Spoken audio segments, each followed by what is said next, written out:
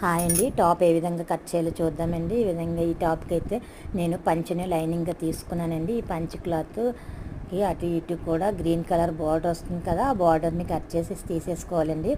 తరువాత ఈ పంచని 4 ఫోల్డింగ్స్ వేసుకోవాలి.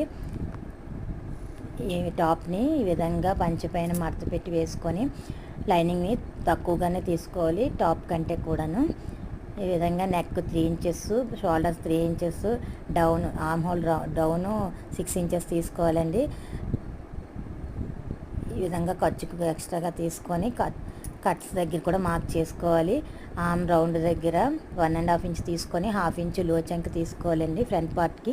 ఈ విధంగా మెయిన్ ఫ్యాబ్రిక్ని లైనింగ్ని మెయిన్ ఫ్యాబ్రిక్ పైన పెట్టి కట్ చేసుకోవాలి. నెక్ రౌండ్ కూడా తీసుకోవాలండి. ఈ విధంగా హ్యాండ్స్ కూడా తీసుకుంటే టాప్ స్టిచ్ చేసుకోవడానికి రెడీగా ఉంటుందండి.